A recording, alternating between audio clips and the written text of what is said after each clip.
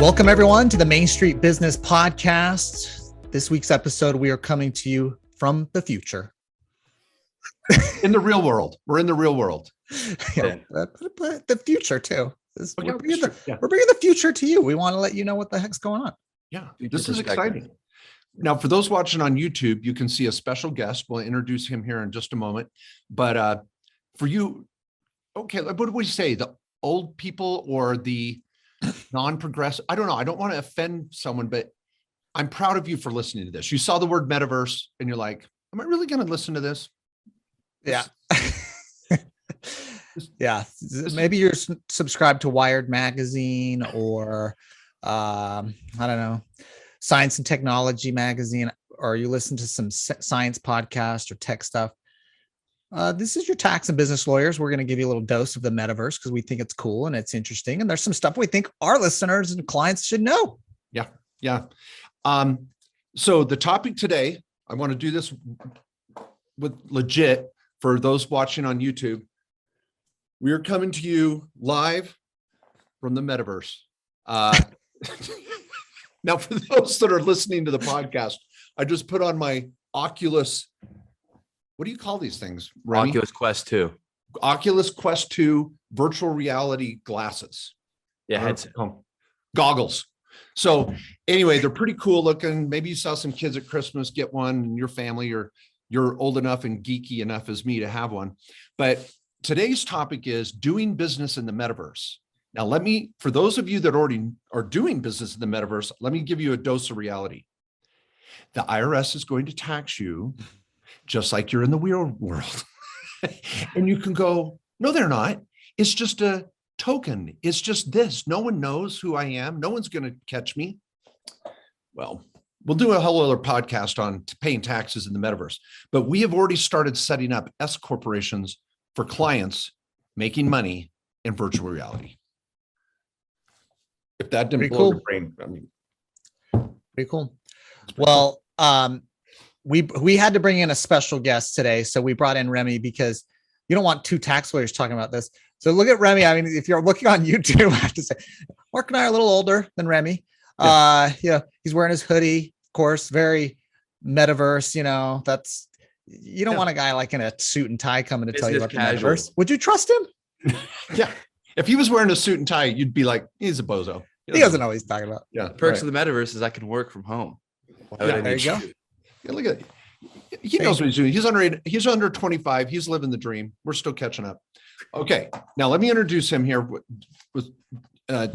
officially. So for those, again, on YouTube, you've been able to see his face for here a few minutes, but Remy Campbell, a University of Georgia business student.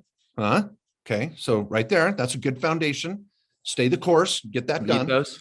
Yeah. Playing the game, opening doors.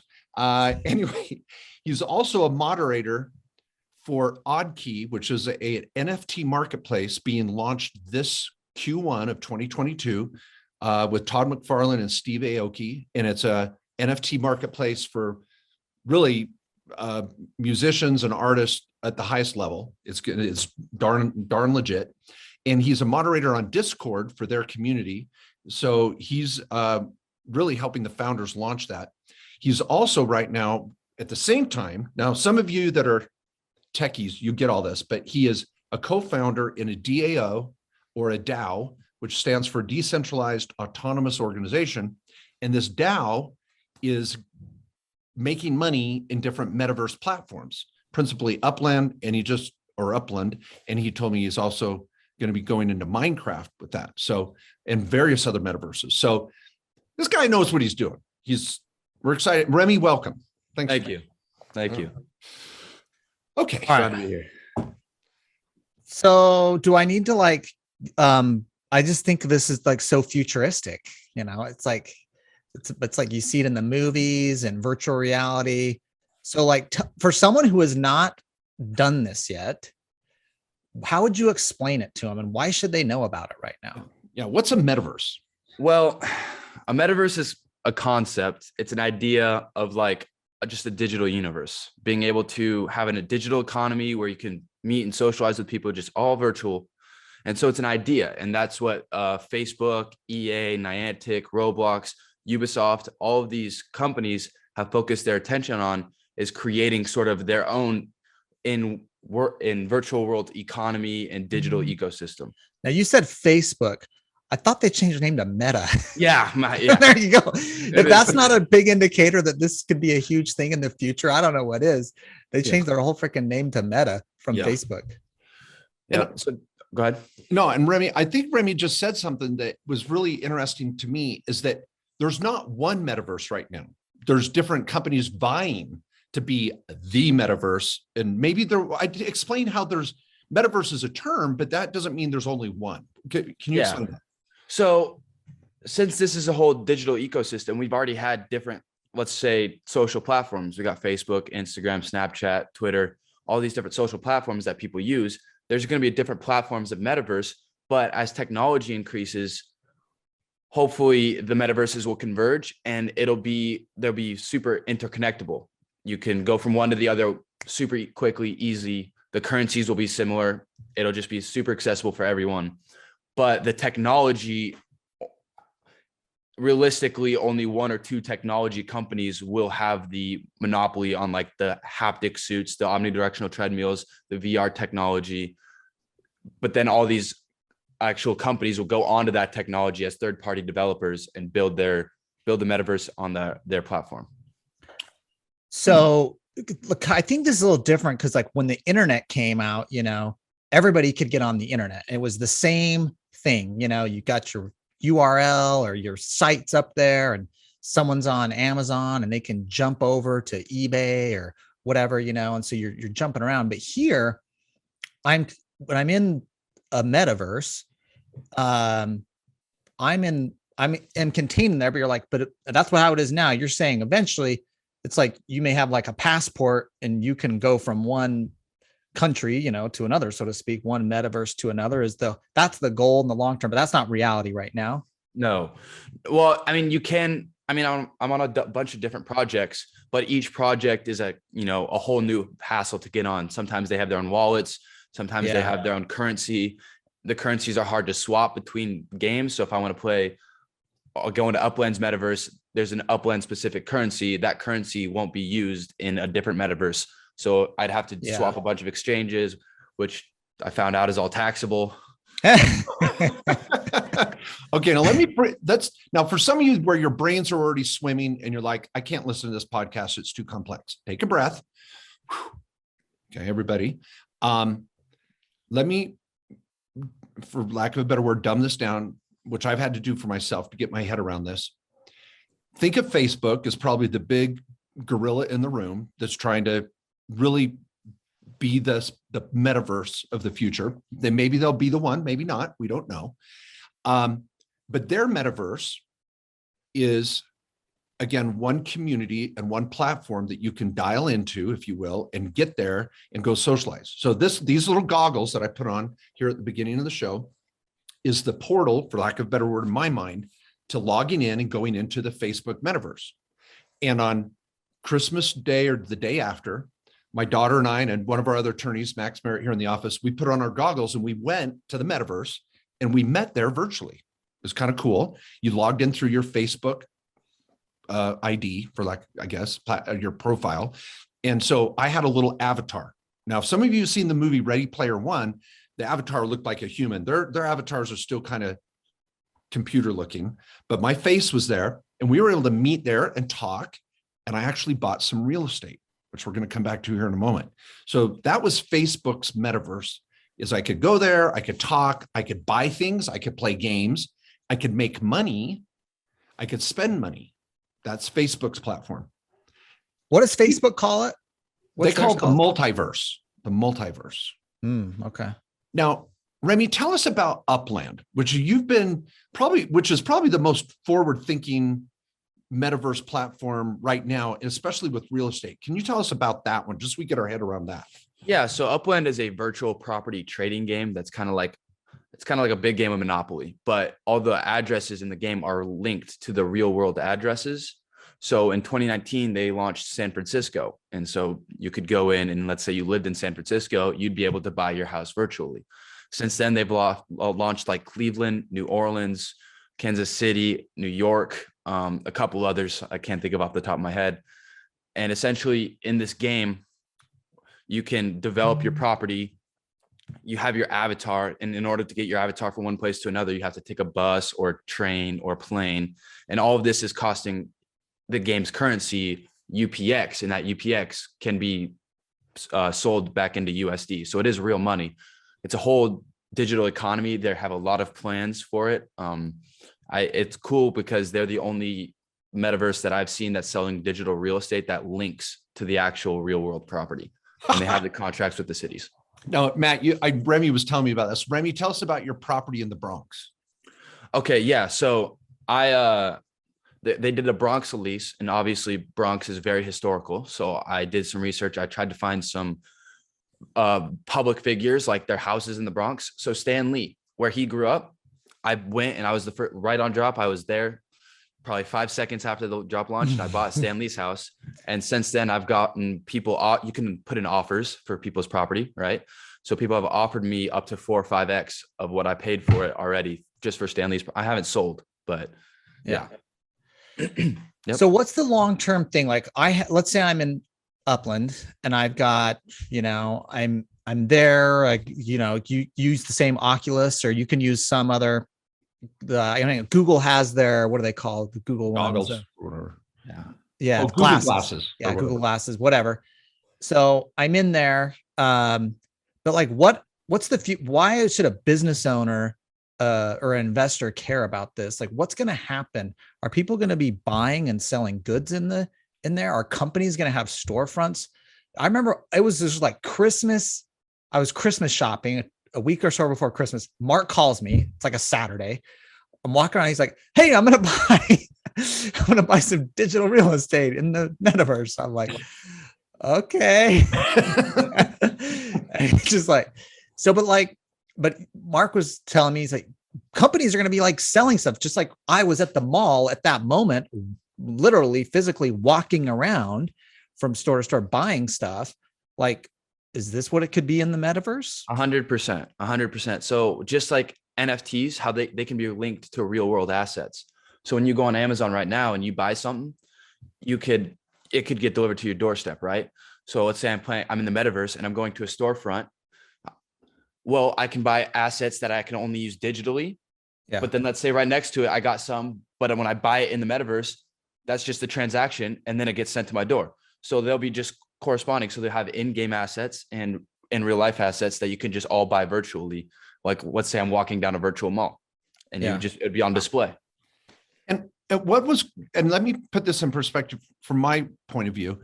When I went to Upland and Remy was saying, okay, here's property and you can buy it and all that, I didn't have to wear goggles. It was more of a kind of a 2D format. I look at my computer, I can see property and I can buy it. It wasn't much of a social experience, except I could see other people there. I guess I could chat with them. But Facebook, I think, has come from another perspective. Let's make it social first. Get in there, get your goggles on. I was in there and someone would just walk up to me. "Hey, how's it going?" I'm like, who are you? And so it was like very social. And I actually, this sounds crazy. I got to tell everybody, Max Merritt, one of our attorneys, he's like, "Meet me at my building. I bought a apartment, a condo in a building." I'm like, okay. So I go over there with my little goggles on and I can see him and he sees me. He's like, "Come up to my place." And I go, okay, click. And we zap up to his apartment. It's furnished. And we literally sat on the couch, looked at each other, and I saw his face and my face in the metaverse. And I was like, let's watch TV. But the TV is still in beta format. So but eventually we'll be able to sit there on his couch in the metaverse and watch a movie. Where Upland was more of a flat screen. Okay, I'm going to buy real estate and I can rent it and do that. So there's different metaverse experiences is what I'm getting at. Is that true, Remy? That's what I said? Yeah. So that Facebook experience you said, Rec Room, has been a thing for a while, quite some time. So that social VR experience, what you experienced, is already a thing. Facebook is just now making their own version of it. The incorporation of that plus NFT technology, digital ownership. So the fact that you can own that apartment building, like in Rec Room, it's not put on a blockchain put on blockchain. So I wouldn't be able to own anything in that game. But Facebook is building that same sort of thing, just with digital ownership. And the idea of digital ownership is what makes everything possible. But yes, you're right. Facebook is going at it for the social side first. A lot of these other games are going at it from the 2D utility side, getting the community going. And then I'm sure they'll convert to VR. A lot of them have said that they plan on going VR, most of them. So what about Decentraland? That's one you hear about, and that's one that has its own little, I know there's like Manas, like they got their own crypto there that you use. What's Decentraland? How's it different or unique? There's two projects that are huge, and I will say I don't want to give it any information on because I'm not an authority on the subject. I'm not in them. So Decentraland is one of them, and Sandbox. I know that they are very popular. Obviously, they're one of us too popular, but the entry level prices are pretty astronomical. So for like Sandbox, to buy a piece of land, it's like $5,000 minimum right now. Yeah. So the entry point is pretty unrealistic for someone my age. And so I haven't even looked at it. Most projects I go for are smaller, have less traction, but I actually think are better projects overall. Okay. So Now let's take a moment and say this too. Okay. If some of you are like, I got to learn more. I want to go, I own real estate in the Facebook metaverse now. Remy actually has an apartment building in the Bronx too with tenants, which is crazy. We'll come back to that. But Remy, give everybody your YouTube channel. How can they get there? So, because I know you've got some videos on how to buy real estate, how to get started, how to do. Last night I just uploaded, or not, I don't know when this goes live, but last night for me was what was I about to say? Yeah, I bought Uploaded a video. Yeah, I uploaded a video on Upland and basically how to get into it, basic fundamentals on the project. And so Into the Metaverse is the YouTube channel name. Into Cool. the metaverse. Into space Metaverse. Okay. Yeah, you might have to filter by channel because I'm not too big yet. But Well, we know you're, well, I loved your videos because they make sense and I can understand them. And for some of you that are new to all this technology, I want to say thanks to Remy for kind of keeping it basic and dumbing it down. So Into the Metaverse YouTube channel, Remy Campbell, find it and subscribe because I know you're shooting new videos all the time to help people understand this. But tell us about your renters. You have rental property? so that's not yet. So Upland has a roadmap. So you can see exactly what they're planning on doing. So you can basically plan your investments for the future of what they're doing. Soon your avatar in Upland will have to rent out housing, but not yet. Okay. But I'm building apartment buildings because I know in the future I will be able to lease those, rent those out to people. Yes. Yep. Because let's say your avatar doesn't have a place to stay, there will be some sort of backlash from the game. So you'll be incentivized to buy a place for your avatar to stay.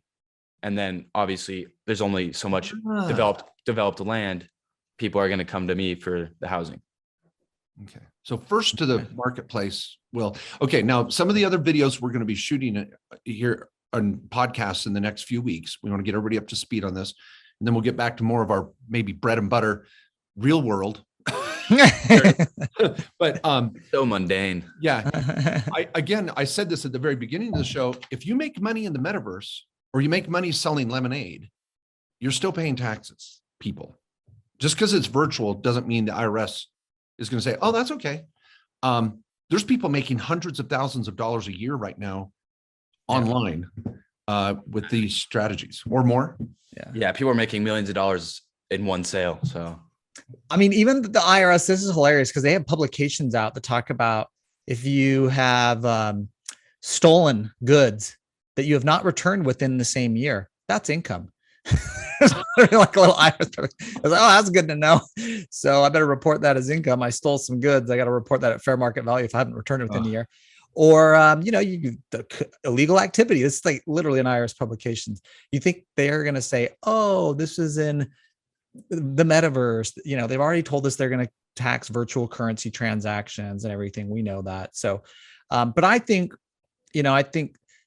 most people hopefully looking at this as trying to be ahead of the curve in where our economy's going, where people want to interact, where marketplaces may be, and the fact that so many of these big companies are getting in on it. And I think like Facebook feels like, think of the hardware that goes with it, like the Oculus that Mark was showing.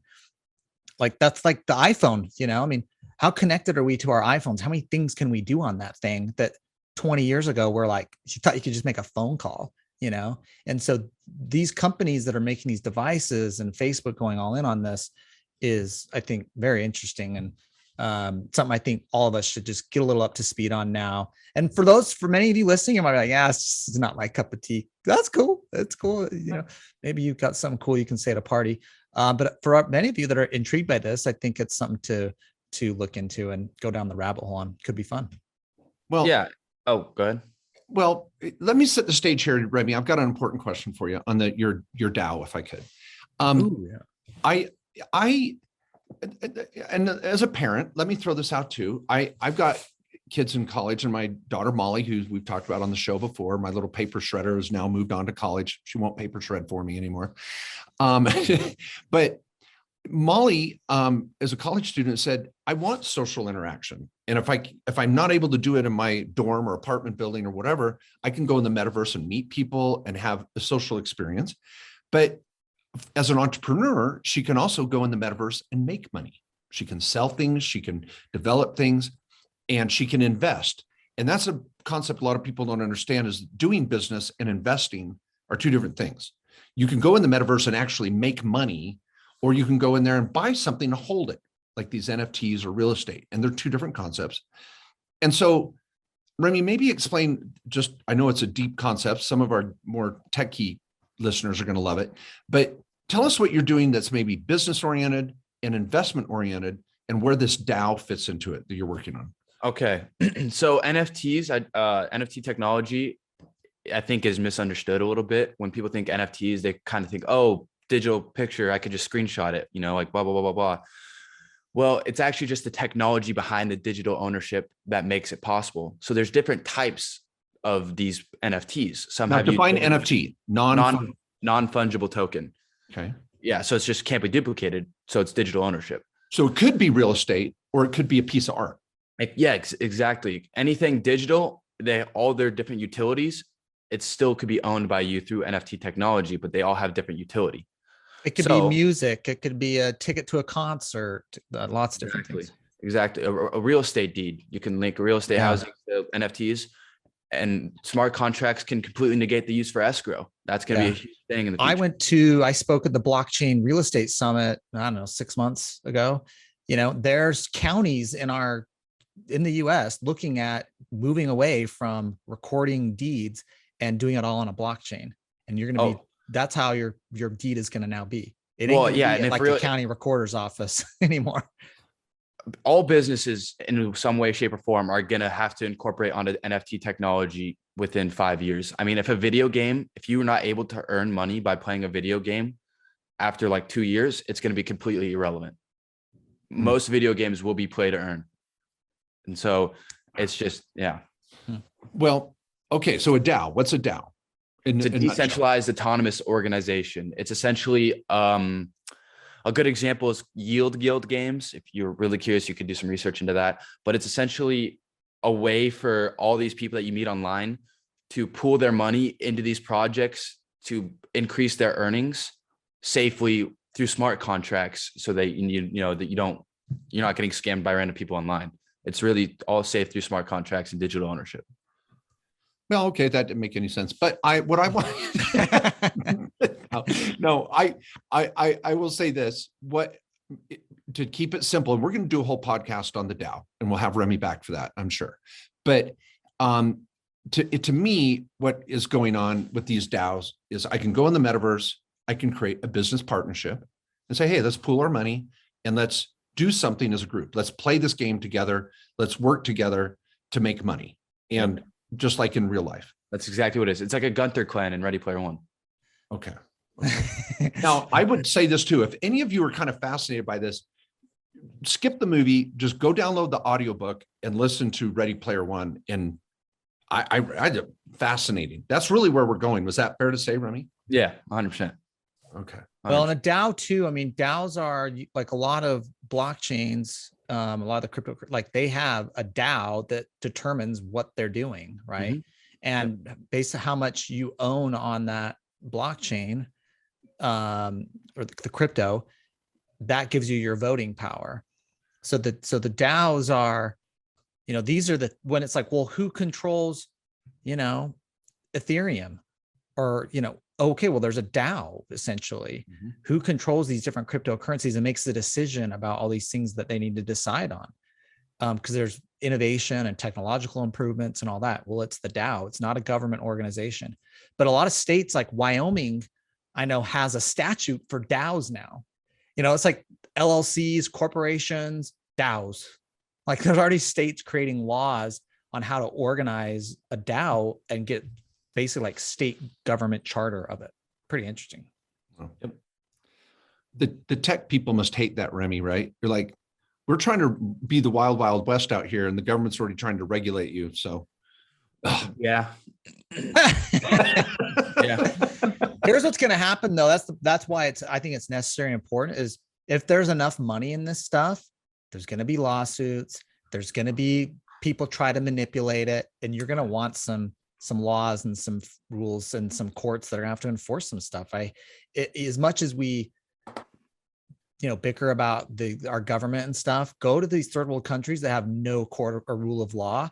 And it's just like, it's not the wild, wild west. It's like, dictators, and it's not a free market. Okay. Now maybe one or two more questions here for Remy and everybody.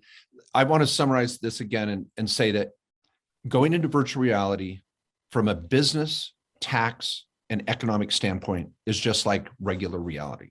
So don't fool yourselves. You're going to have to be careful with your business structure and how you do your bookkeeping and tax returns, because this blockchain that you're playing with people, that's a written record. And if the IRS audits you, they're going to be getting your blockchain to figure out what you did. And you can't hide from that. You're like, well, they don't know my social security number. Well, if you're a US citizen and you're driving around a really nice car, living in a big house and not reporting income, it gets suspicious. So be careful out there, folks. Now, making money. One thing that I thought was interesting, again, is let's bring in this back full circle, is that Remy said, hey, I bought a piece of real estate. I'm sitting on it. I could sell it. That's capital gain. He would literally make US dollars selling his digital real estate in the Bronx.